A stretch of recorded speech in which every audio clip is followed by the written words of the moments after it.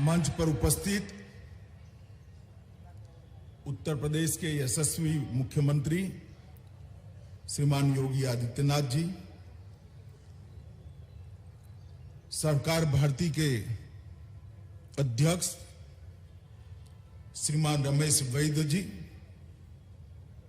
Shri BL Verma जी, भारत सरकार में मेरे साथी सहकारिता राज्य मंत्री डॉक्टर उदय जोशी जी, सहकार भारती के महामंत्री श्री मुकुट बिहारी वर्मा जी,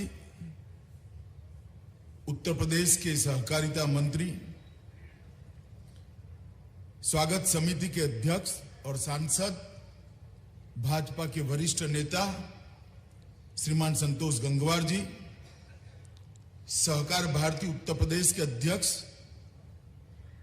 श्री रमाशंकर जी, सहकार भारती उत्तर प्रदेश के महामंत्री डॉक्टर प्रवीण सिंह जदौन जी और देश के 600 से ज्यादा जिलों से आए हुए सहकार भारती के सभी प्रतिनिधिगण और देश की सभी नामांकित सहकारी संस्थाओं से आए हुए गणमान्य अतिथि, सबसे पहले तो मैं सहकार भारती का बहुत धन्यवाद करना चाहता हूं कि मुझे आप सबको मिलने का मौका दिया है, क्योंकि मैं बहुत लंबे समय से सहकारिता से जुड़ा हुआ एक कार्यकर्ता हूं। पैक्स से लेकर एपेक्स तक सभी प्रकार के चुनाव लड़ा भी हूं, जीता भी हूं, हारा भी हूं और सहकारिता के अंदर किस प्रकार के परिवर्तन करने से धीरे धीरे कालबाह्य होती जा रही सहकारिता को आगे बढ़ाया जा सकता है, इसमें योगदान करने वाले ढेर सारे लोगों को जानता भी हूं। तो उसी उपलक्ष्य में आज सहकार भारती के राष्ट्रीय अधिवेशन में उपस्थित होकर बहुत आनंद हो रहा है। और दूसरा, मैं गुजरात से हूं। मैं स्वयंसेवक बना तब से वकील साहब को देखा है, सुना है, बड़े सम्मान के साथ वकील साहब की बातों को ग्रहण कर अपने जीवन को एक निश्चित रास्ते पर ले जाने का प्रयास भी किया है। और आज जब सहकार भारती के मंच पर हूं तो मेरे लिए यह भी बड़ा भावुक क्षण है कि लक्ष्मण राव जी का सहकार भारती की स्थापना से लेकर उनका देह नहीं रहा तब तक सहकार भारती से अटूट नाता रहा। और आज मैं यहां इसी मन से उनको बड़ी विनम्रता से के साथ कार्यांजलि दे पाऊं, इस प्रकार का मौका आप लोगों ने मुझे दिया है। मित्रों, सहकारिता के क्षेत्र के अंदर सहकारिता के सत्व के संरक्षण और संवर्धन करने वाली, सहकारिता के अंदर प्रशिक्षण की चिंता करने वाले, सहकारिता के अंदर को मूल रूप से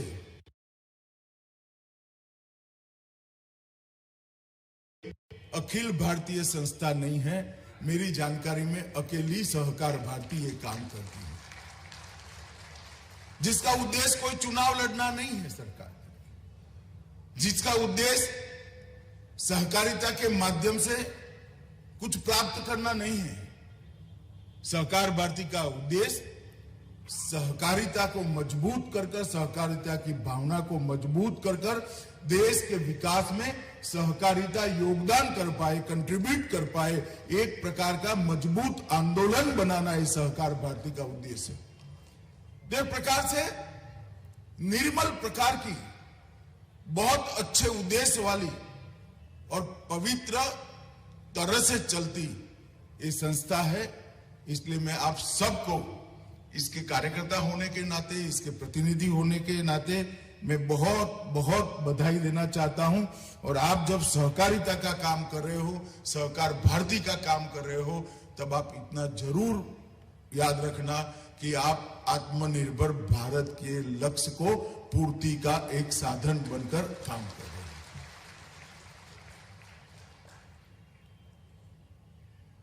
लगभग 27 प्रदेश, 600 से भी ज्यादा जिले और अनेक प्रकार की सहकारिता के क्षेत्रों के अंदर सहकार भारती ने अपना व्याप पहुंचाया है, अपने काम को पहुंचाया है। आज एक छोटा सा बीज जो बोया गया था, उसको एक वटवृक्ष के रूप में यहां पर इस सभागार में हम देख रहे हैं। और ये आपका 7वें अधिवेशन में 600 जिलों से 3000 से ज्यादा प्रतिनिधि यहां आए हैं। वो बताता है कि सहकार भारती कितना अपने काम को बढ़ाने में इतने सालों के अंदर सफल हुई है। मित्रों, बहुत सालों से देश भर के सहकारिता के साथ जुड़े हुए कार्यकर्ता, संगठन, सहकारी समितियां और अलग अलग संगठनों की मांग थी कि सहकारिता को मजबूती प्रदान करनी चाहिए। सहकारिता को अगर मजबूती प्रदान करनी है तो भारत सरकार में एक अलग सहकारिता मंत्रालय बनाना चाहिए। और वो सहकारिता मंत्रालय धीरे धीरे अलग अलग कारणों से कालबाह्य होता जा रहा सहकारिता के आंदोलन को फिर से एक नई जोम, नई ऊर्जा, नया उत्साह दे और सहकारिता आंदोलन आज भी रिलेवेंट तरीके से देश के विकास के अंदर कंट्रीब्यूट कर पाए।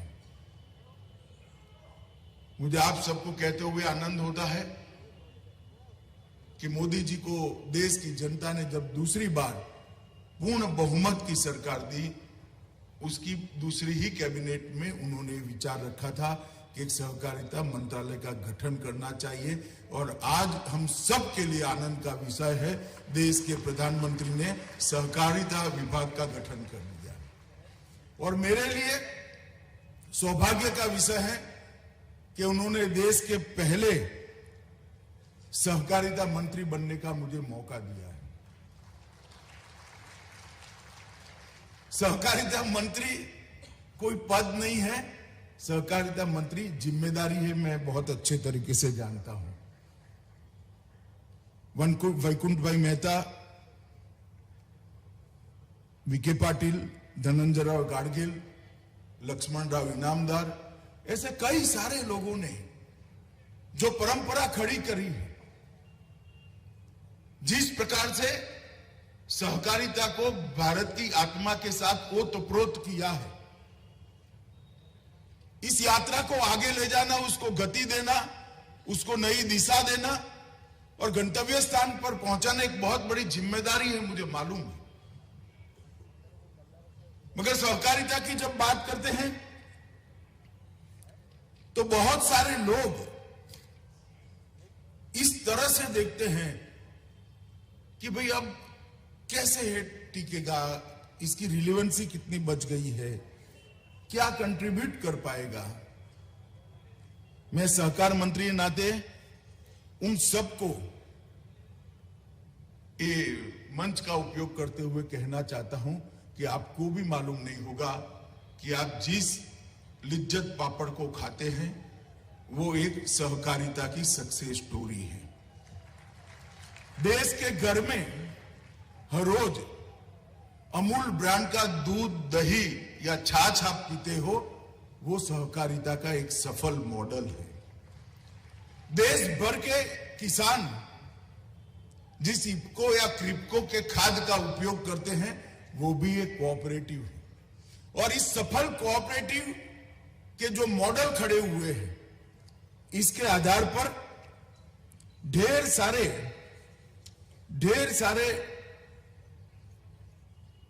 अलग अलग प्रकार के मॉडल खड़े हुए हैं।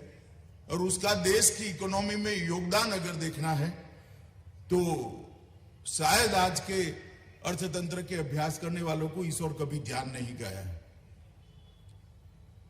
एग्रीकल्चर फाइनेंस में लगभग 19% से 22% शेयर कोऑपरेटिव्स का है। खाद के वितरण में 35% शेयर कोऑपरेटिव का है। खाद के उत्पादन में 25% शेयर कोऑपरेटिव का है। चीनी के उत्पादन में 31% शेयर कोऑपरेटिव का है। दूध की खरीदी और उत्पादन में लगभग 20% शेयर कोऑपरेटिव का है। गेहूं की खरीदी की व्यवस्था में 13% और धान की खरीदारी में 20% शेयर कोऑपरेटिव का है। मैं इसलिए बताता हूं कि इतनी बड़ी व्यवस्था सहकारिता के माध्यम से देश की चल रही है, जो देश को सुचारू रूप से चलाने में मदद कर रही है। और ये सारी गतिविधियों का मुनाफा किसी व्यक्ति के घर में नहीं जाता, किसी व्यक्ति के बैंक अकाउंट में नहीं जाता है, करोड़ों छोटे छोटे लोगों के बैंक अकाउंट में ये जमा हो जाता है। और मैं मानता हूं कि देश के अर्थतंत्र को गति देने में आने वाले दिनों में सहकारिता का योगदान बहुत बड़ा होने वाला है। और आत्मनिर्भर भारत का स्वप्न तो सहकारिता आंदोलन के अलावे सिद्ध ही नहीं हो सकता, क्योंकि सहकारिता ही एक ऐसा जरिया है जिससे छोटे से छोटे व्यक्ति को सम्मान दिलाने का, छोटे से छोटे व्यक्ति की आय को बढ़ाने का काम हो सकता है। आर्थिक विकास कई सारे रास्तों से किसी एक देश का संभव हो सकता है, मगर समप्रमाण आर्थिक विकास, हर व्यक्ति का आर्थिक विकास के अंदर योगदान हो, हिस्सेदारी हो और आर्थिक विकास का फायदा हर व्यक्ति तक पहुंचे, कुछ न कुछ फायदा पहुंचे, ये सहकारिता के सिवा संभव नहीं है। और इसलिए इस आंदोलन को एक नई गति देने के लिए जब प्रधानमंत्री जी ने सहकारिता मंत्रालय की स्थापना की है, उस वक्त हम सब सहकारिता के क्षेत्र में काम करने वाले व्यक्ति, सहकारी समितियां और संगठन, सहकार भारती जैसे संगठन, सब ने इसके विकास के लिए द्रुत गति से संकल्पित होकर मोदी जी के इस निर्णय के साथ खड़े रहना चाहिए। देश में कई सारे ऐसे राज्य हैं जहां सहकारिता आंदोलन आज बहुत अच्छा चल रहा है। गुजरात है, कर्नाटक है, महाराष्ट्र है, उत्तर प्रदेश में भी अब काफी सुधार हुआ है, मध्य प्रदेश में भी काफी अच्छा चल रहा है। कई सारे राज्य हैं, मगर कई सारे राज्य ऐसे भी हैं जहां आती जाती सरकारों के कारण सहकारिता आंदोलन लगभग समाप्ति के कगार पर है। मैं यहां जब सहकार भारती के कार्यकर्ताओं के सामने उपस्थित हूं, तब सहकार भारती ने सहकारिता आंदोलन का जहां जहां वैक्यूम हुआ है, वो वैक्यूम के भरने के लिए अपने संगठन की गतिविधियां बढ़ानी चाहिए। और देश के हर कोने में, देश के हर जिले में, देश की हर तहसील में और 10-15 साल में देश के हर गांव के अंदर सहकारिता का कोई न कोई सफल यूनिट चले, इस प्रकार से इस आंदोलन को गति देनी चाहिए। अगर ये करना है तो आपको काम के 3 हिस्से बनाने पड़ेंगे। संगठन का प्रचार प्रसार और व्याप बढ़ाने की 3 हिस्सों में रणनीति बनानी पड़ेगी। एक तो सहकारिता की दृष्टि से डेवलप स्टेट, सहकारिता की दृष्टि से डेवलपिंग स्टेट जैसे यूपी, और सहकारिता की दृष्टि से अनडेवलप्ड स्टेट। एक जमाने में सहकारिता बहुत अच्छी होती थी, मगर आज नहीं है। इस प्रकार के 3 राज्यों के हिस्से बनाकर अपनी अपनी संगठन को बढ़ाने का काम करना पड़ेगा। उसके ट्रेनिंग के लिए कानून के अंदर समयानुकूल परिवर्तन के लिए, पारदर्शी चुनाव के लिए, पारदर्शी रिक्रूटमेंट की पद्धति के लिए खुला सदस्य पद हो इसके लिए, और ऑडिट जो होता है वो ऑडिट नियमित रूप से हो इसके लिए एक प्रकार से सभी सहकारी समितियों में आपने एक संस्कार का आरोपण करना पड़ेगा, संस्कार को हर समिति तक पहुंचाना पड़ेगा। तभी जाकर ये आंदोलन को गति मिल सकती है, तभी जाकर ये आंदोलन को वेग मिल सकता है। मित्रों, मोदी जी के नेतृत्व में भारत सरकार ने ढेर सारी चीजों को हाथ में लिया है। जैसे सहकार भारती के महासचिव जी ने कहा, मोदी सरकार व्यापक विचार विमर्श के बाद एक नई सहकार नीति लाने के लिए कृत संकल्प है और कुछ ही समय में सहकारिता मंत्रालय के माध्यम से इसकी गतिविधियों को हम शुरू करेंगे। इस देश की कृषि व्यवस्था में पैक्स उसकी आत्मा है। देश के सभी प्राइमरी एग्रीकल्चर सोसाइटी को कंप्यूटराइज करने का काम नरेंद्र मोदी सरकार कुछ ही समय के अंदर हाथ में लेने वाली है और हर पैक्स को डिस्ट्रिक्ट कोऑपरेटिव बैंक से जोड़ा जाएगा, डिस्ट्रिक्ट कोऑपरेटिव बैंक को स्टेट कोऑपरेटिव बैंक से जोड़ा जाएगा और स्टेट कोऑपरेटिव बैंक को नाबार्ड के साथ जोड़कर नाबार्ड से पैक्स तक एक पूरी पारदर्शी अकाउंटिंग सिस्टम से स्थानीय भाषा के अंदर हो, इस प्रकार के सॉफ्टवेयर का निर्माण भी हम करने जा रहे हैं। ये जो नए बदलाव हो रहे हैं, इसमें मल्टी स्टेट कोऑपरेटिव सोसाइटी के एक्ट के अंदर भी बहुत जल्दी से हम परिवर्तन करने जा रहे हैं। मैं ये कहता हूं तब हमारे बहुत सुझाव हैं, स्वाभाविक है आप लोगों के सुझाव होंगे, मगर उसको हम सुझावों के लिए पहले जनता के सामने 1.5 माह के लिए हमारी वेबसाइट पर रखने वाले हैं। जितने भी सुझाव आएंगे उस पर चर्चा विचार कर इसको फाइनल स्वरूप दिया। मगर एक मसौदा कुछ ही समय में आपके सामने हम रखने का प्रयास करेंगे। सहकारिता के क्षेत्र में प्रशिक्षण की दृष्टि से आमूल चूर परिवर्तन करने का। अभी तक प्रशिक्षण सहकारी समितियां चलाने वालों का ही हुआ है,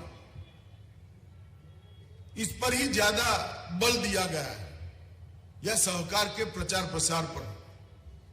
प्राइमरी मेंबर का प्रशिक्षण करेंगे तभी समितियां कंट्रोल में रहेगी, तभी समितियां जवाबदेह बनेगी, तभी समितियों में पारदर्शिता आएगी। तो प्रशिक्षण के पूरे क्षेत्र के अंदर प्राइमरी मेंबरशिप को निग्लेक्ट अब तक किया गया है। अब जो प्रशिक्षण के लिए रणनीति बनेगी, भारत सरकार के तत्वाधान में दिलीप भाई यहां बैठे हैं, उनको साथ में रखकर करेंगे। बहुत राज्य सहकारी संघ के अध्यक्ष भी यहां आए हैं, उनको भी साथ में रखेंगे। मगर प्रशिक्षण में प्राइमरी मेंबर के प्रशिक्षण को भी हम समाहित कर उनको रिस्पॉन्सिबल बनाएंगे और उनके माध्यम से समितियों की जवाबदेही तय करने का हम काम करेंगे। सहकार के क्षेत्र के अंदर नए नए आयाम कैसे जोड़े जा सकते हैं, उसके लिए भी एक टास्क फोर्स काम कर रहा है। वो भी एक नए मसौदे के साथ कुछ समय में देश की जनता के सामने आएगा और सहकारिता के क्षेत्र के अंदर जो सहकारी गतिविधि चल रही है वो एक दायरे में अपने आप को एक सांचे में न ढाल ले, इसके लिए भी भारत सरकार करी है। जैसे देश भर में अब प्राकृतिक खेती बढ़ने लगी है, जागरूकता भी बहुत आई है। उर्वरक के कारण, खाद के कारण भूमि की उर्वरा खत्म होती जा रही है। बहुत सारे लोग प्राकृतिक खेती की ओर आगे बढ़ते हैं, बहुत बड़ा मार्केट है उसका, ऑर्गेनिक फूड का। मगर क्या कोई किसान इसका फायदा प्राप्त कर पाएगा क्या? कोऑपरेटिव ने आगे आना पड़ेगा। इसके परीक्षण की व्यवस्था, भूमि के परीक्षण की व्यवस्था, उसके उत्पाद के परीक्षण की व्यवस्था, उसके सर्टिफिकेशन की व्यवस्था और फिर मार्केटिंग का चयन। मुझे आनंद है अमूल के चेयरमैन साहब भी यहां बैठे हैं, सोडी भी यहां बैठे हैं। अमूल ने एक प्राथमिक दृष्टि से प्रोजेक्ट रिपोर्ट बनाने के लिए सहमति व्यक्त की है और आगे पर भी रिस्पॉन्सिबिलिटी लेकर चलेंगे। हम पहले 2 राज्यों को हाथ में लेंगे जहां पर ऑर्गेनिक खेती के मार्केटिंग की चैन की व्यवस्था होगी, जिससे ऑर्गेनिक फार्मिंग करने वाले को, प्राकृतिक खेती करने वाले किसान को इसका पूरा फायदा कोऑपरेटिव के माध्यम से उसके बैंक अकाउंट में पहुंचाया जाए। इस प्रकार से नए नए क्षेत्रों के अंदर कोऑपरेटिव का व्याप कैसे बढ़े, ये हमें करना चाहिए।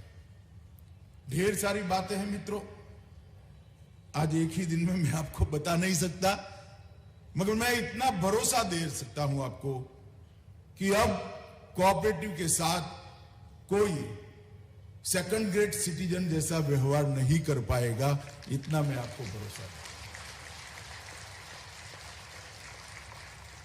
और बहुत कम समय में दिखना भी शुरू होगा, क्योंकि मोदी जी स्वयं मानते हैं कि सहकारिता के माध्यम, सहकारिता के बगैर इस देश के सम विकास में, इस देश का सम विकास करना असंभव है।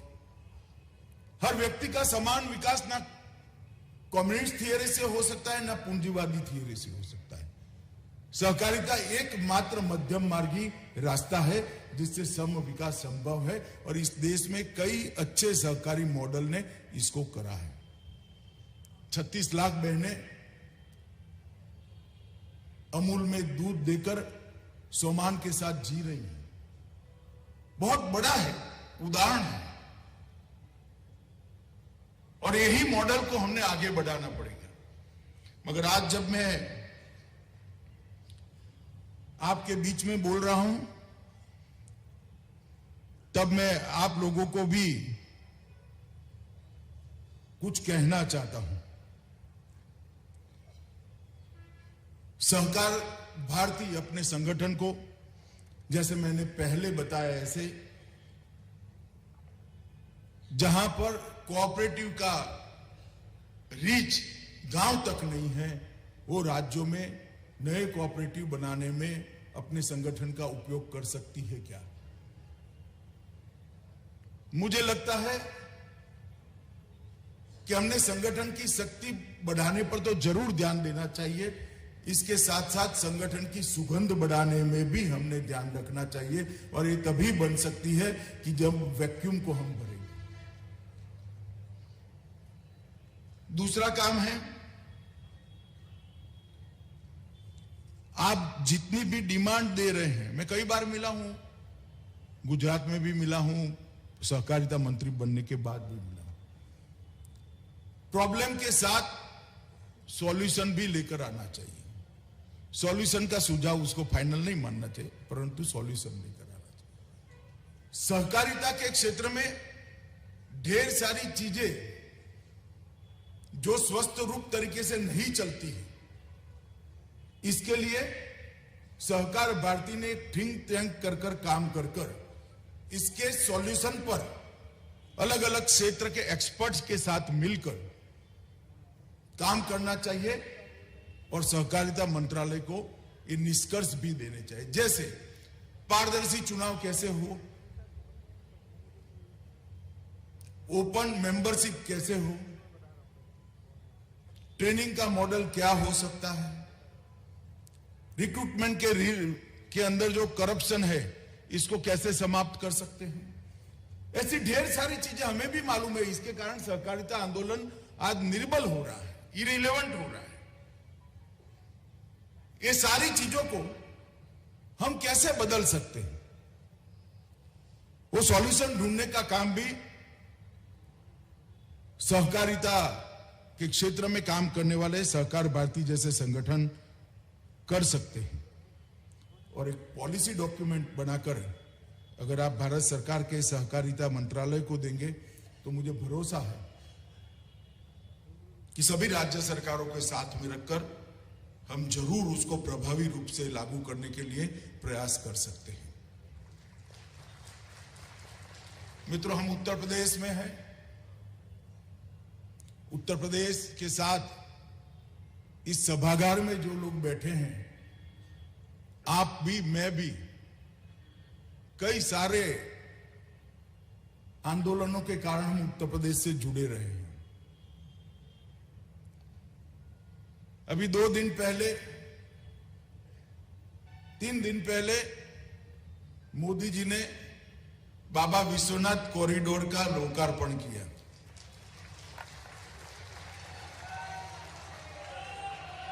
और भगवान काशी विश्वनाथ का ये ज्योतिर्लिंग औरंगजेब से लेकर आज तक जो जो श्रद्धालु वहां जाता था वो दुखी होकर आता था।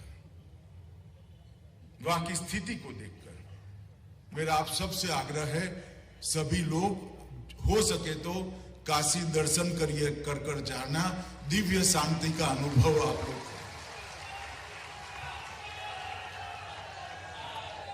काशी विश्वनाथ धाम को भव्यता और दिव्यता देने का काम देश के प्रधानमंत्री जी ने किया है। कई सालों से अयोध्या में राम जन्मभूमि स्थान पर भव्य श्री राम का मंदिर बने, इसके लिए देश और दुनिया के कई लोग लगे रहे, मगर वो शुभ दिन नहीं आता था। जब दूसरी बार मोदी जी को पूर्ण बहुमत मिला, कुछ महीने पहले ही मोदी जी ने उसका भूमि पूजन किया है और कुछ महीने बाद ही श्री राम जन्मभूमि के दर्शन करने का हमें सौभाग्य मिला। उत्तर प्रदेश एक ऐसा राज्य है जो देश का सबसे बड़ा सूबा है। 22 करोड़ की आबादी है। दुनिया के कई सारे देश की आबादी भी उससे 1/3 भी नहीं होती है। मगर कई सालों से यहां की राजनीतिक व्यवस्था चरमराई हुई थी। 2017 में मोदी जी के नेतृत्व में यहां 300 सीटों के साथ सरकार बनी। योगी आदित्यनाथ जी उसके मुख्यमंत्री बने और आज मैं विश्वास के साथ कह रहा हूं, यूपी आज कंट्रीब्यूटर है। यूपी देश के विकास का ग्रोथ इंजन बना हुआ। सारे माफिया, सारी अव्यवस्थाएं, सारे भ्रष्टाचार को एक 5 साल के अंदर ही यूपी की सीमाओं के बाहर रखने का काम भारतीय जनता पार्टी की योगी आदित्यनाथ सरकार ने किया है। और आप सब लोग जब यहां आए हैं तो मेरा आप सबसे आग्रह है और योगी जी से भी आग्रह है, बाबा विश्वनाथ का प्रसाद और काशी की पुस्तिका आप सबको वो दे, जिसको आप घर पे भी ले जा सके। और जहां तक हो सके आप सभी लोग बाबा विश्वनाथ के दर्शन करके जाइए। यही मेरी आप सबसे अभ्यर्थना है। मैं बहुत आशाओं के साथ आप सबके बीच में आया हूं। सहकार भारती एक सहकारिता के क्षेत्र में नया बदलाव लाने के लिए नए सहकारिता विभाग की सहायक बनेगी, इसकी मुझे श्रद्धा है। बहुत बहुत अनंत शुभकामनाएं देकर मेरी बात को विराम देता हूं। वंदे मातरम।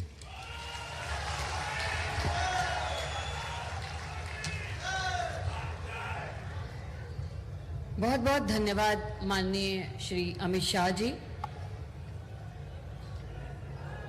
जैसा कि